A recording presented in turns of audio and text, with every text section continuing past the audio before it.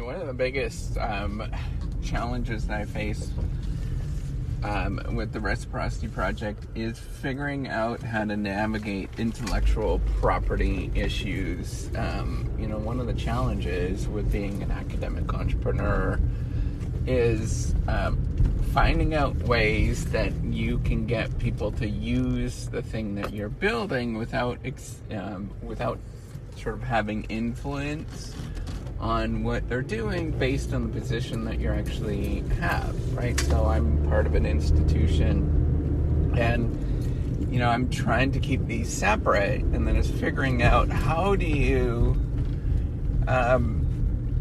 get people to use something and actually try something without sort of leveraging the pull that you have at the institution that you're a part of. And so I'm very careful with not disclosing the university that I'm part of. Every once in a while it sort of slips out, but I try to sort of distinguish those two things. And I also try to, or two different organizations, but then I also am very cognizant of trying to do this in after hours and sort of doing things without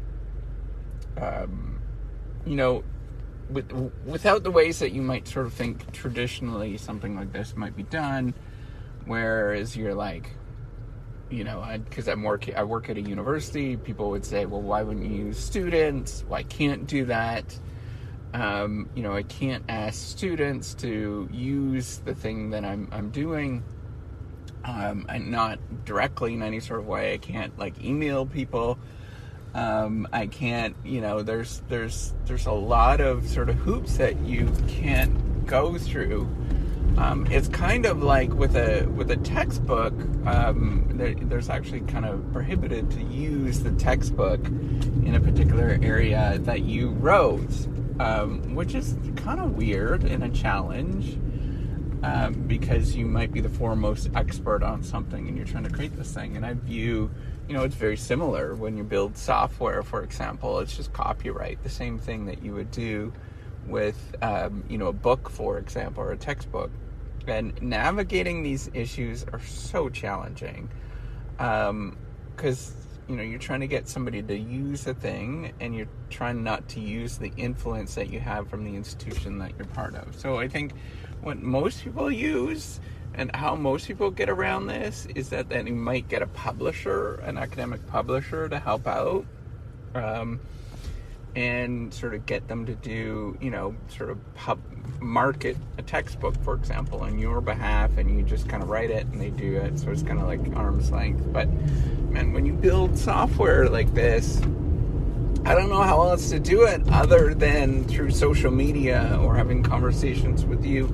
I really truly don't know how to do that, because during the day is when most businesses kind of operate things, so I can't contact, for the most part, I try to avoid doing that, contacting businesses throughout the day. I also sort of avoid, anything where it could construe some sort of conflict of interest, and it's absolutely challenging, and it's one of the hardest things. It's almost debilitating for academic entrepreneurship. I would say it actually is debilitating for academic entrepreneurship to occur when you're trying to navigate these issues, because how do you manage it? How do you get people to actually use something? I don't know. I don't know. When you can't sort of, encourage people to do it, other than carrying this conversation with you, this is the only way that you can actually do it. It is the absolute challenge with building this, and it's a struggle for me every day to sort of think of how do you navigate this, how do you, address this, but, it's the best that I can possibly do,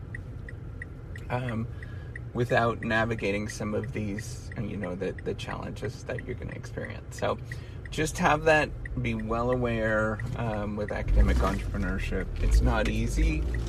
And you really have to navigate a lot of stuff by going around,